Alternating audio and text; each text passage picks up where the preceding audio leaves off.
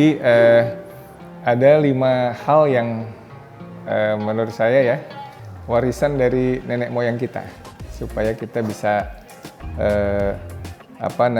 hidup sehat dan bugar ya. Yang pertama adalah bagaimana menjaga untuk bisa memanage stres dengan baik. Jadi karena saya agama Islam, jadi bagaimana kita bisa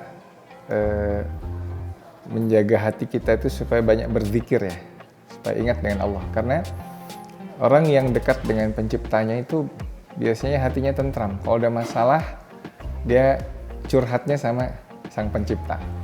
Itu menurut saya curhat yang paling efektif, sehingga beban-beban yang berat itu bisa segera plong gitu ya.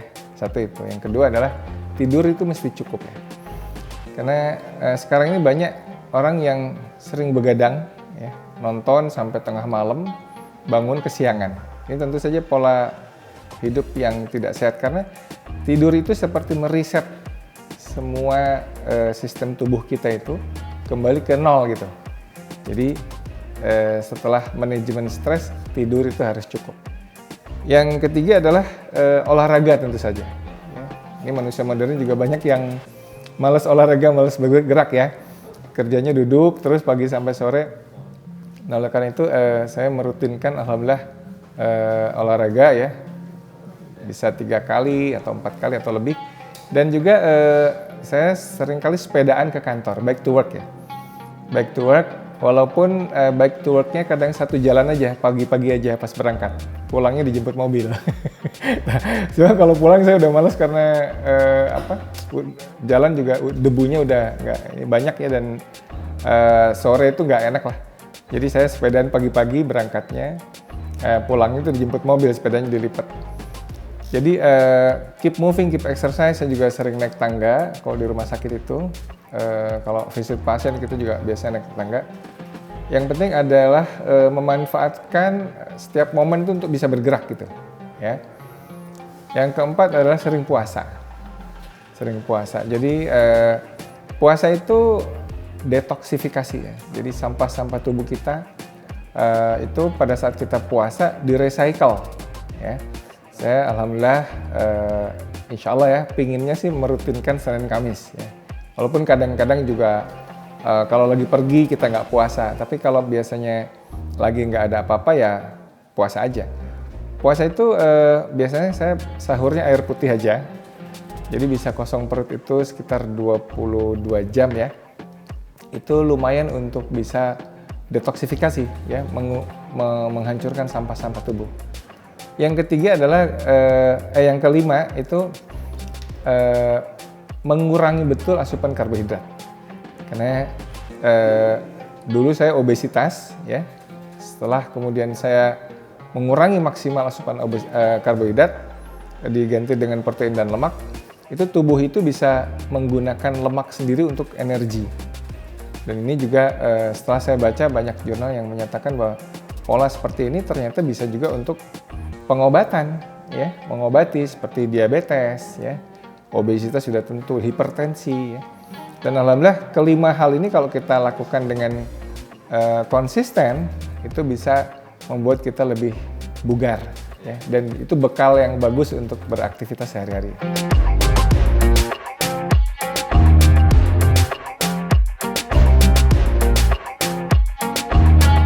Ya, perjuangannya ya lumayan itu. Saya obesitas itu terakhir sampai 2017 ya. 2017 itu saya mulai tergelitik setelah salah satu mantu saya itu nanya, itu manggilnya ke saya Abi ya. Abi itu mau jadi manusia 1 kintal ya, kata gitu.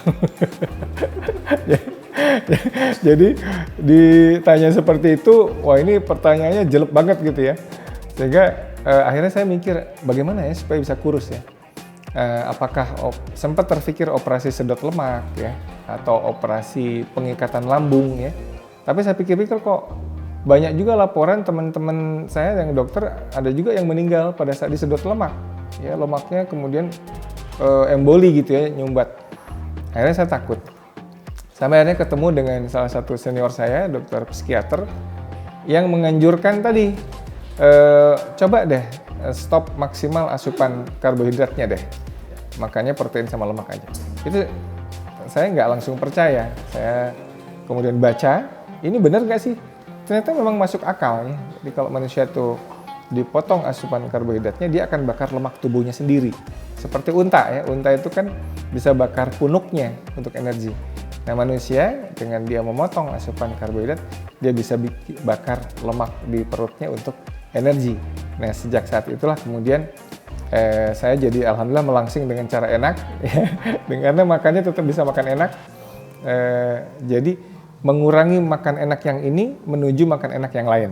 Jadi dicampur dengan puasa tadi ya. Berat saya sekitar dulu sempat sampai 70-an ya, 69 70, sekarang stabil di 73, 74, 75 gitu. Stabil di situlah. Tapi ya memang mesti disertai dengan tadi ya, olahraga, puasa, tadi tidur yang cukup tadi.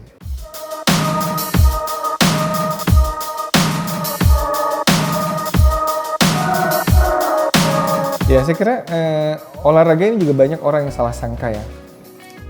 Banyak orang bilang kalau sudah usia 50 tahun ke atas, jangan olahraga beban. Olahraganya jalan kaki aja, jogging atau jalan kaki cepat. Tapi sebetulnya secara teori olahraga ini keliru karena makin kita tua ada penggerusan otot, istilahnya sarkopenia. Sarkopenia, jadi otot kita tuh digerus karena penuaan. Untuk mencegah itu kita harus melakukan olahraga beban justru. Ya, olahraga beban sederhana seperti push up, squat, plank, lunges itu akan membuat otot-otot kita terbentuk. Ya, bukan ingin seperti Adera ya tentu saja, tapi otot yang massa ototnya bertambah itu pertama mengurangi sarkopenia, yang kedua mencegah patah tulang. Ya, mencegah patah tulang karena tulang-tulang itu makin tua juga ada pengeroposan, tapi itu bisa dikurangi ya, dikurangi pengeroposannya dengan membentuk otot-otot kita. Jadi saya kira itu inti dari latihan beban dan itu saya kerjakan. Dan sekarang ini saya sedang senang kettlebell. Kettlebell itu karena apa? Karena dia dalam waktu singkat itu dia bisa melatih strength sekaligus kardio. Ya.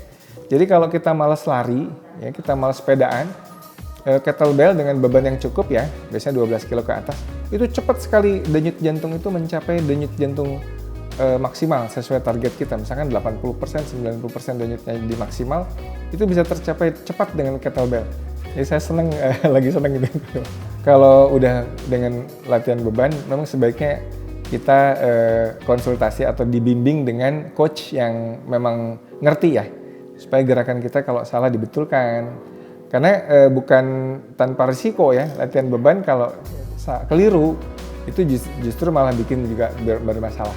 Saya kira butuh coaching lah, ya, butuh coaching supaya benar gerakan.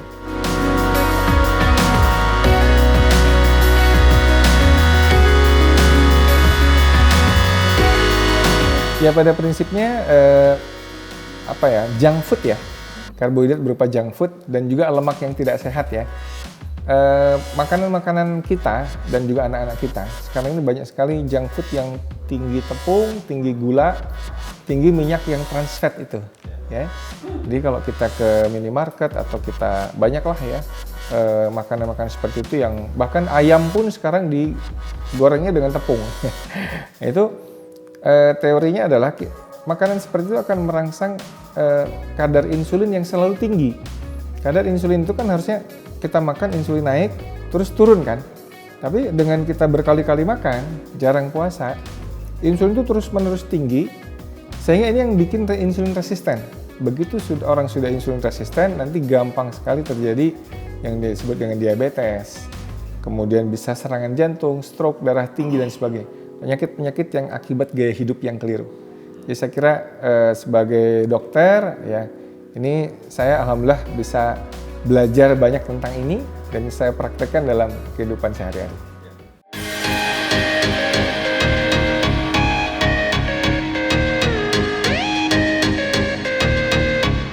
Ya, sebelum terpilih jadi ketua IDAI ya, saya udah izin istri saya dulu. Ini kan kalau saya jadi ketua organisasi, ini kan masih full time ya, banyak pergi dan sebagainya.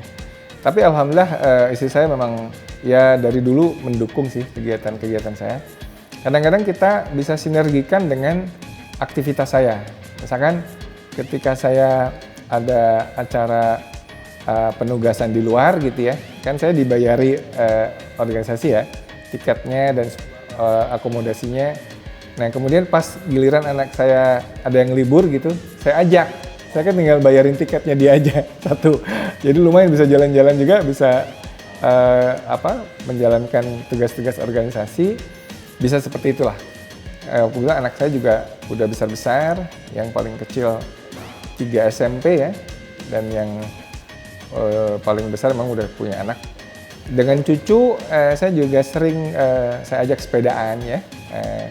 Mungkin pas COVID ini agak dikurangi ininya, tetapi ya saya upayakan bisa di sela-sela kesibukan kita itu memang keluarga itu adalah hiburan, hiburan saya gitu ya. Bergaul bercengkerama dengan istri, dengan anak, dengan cucu itu merupakan satu hal yang haruslah untuk mendukung kegiatan kita. Ya.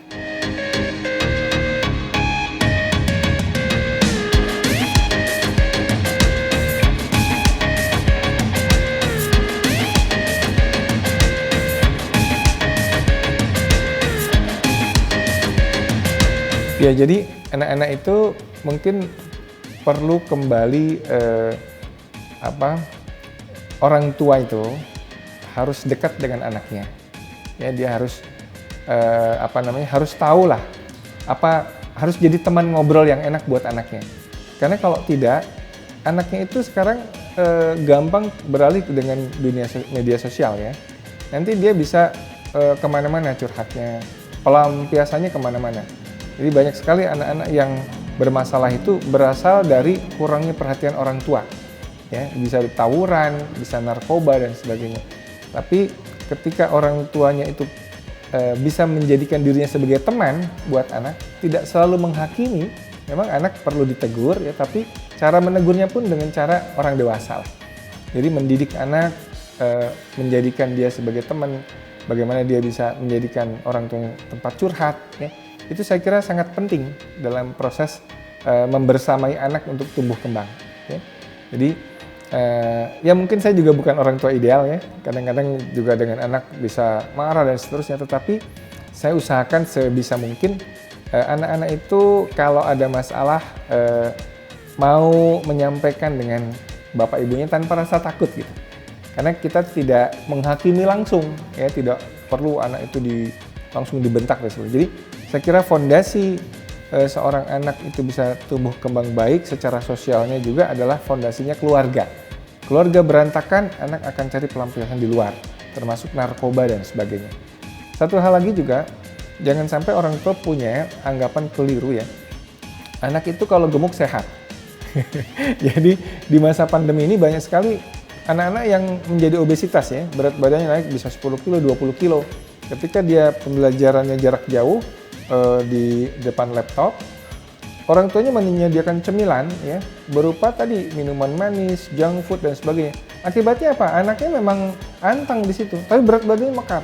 Dan begitu dia obesitas, ya, ini adalah komorbid yang berat pada saat pandemi COVID. Jadi rasa kasih sayang kita itu juga harus memperhatikan kesehatan pada anak. Ya, jangan dihantam dengan makanan-makanan yang seperti itu. Ayo ajak anaknya beraktivitas olahraga ya. Kalau orang tuanya senang olahraga, ya anaknya juga bisa meniru ya. Seperti itu kira-kira.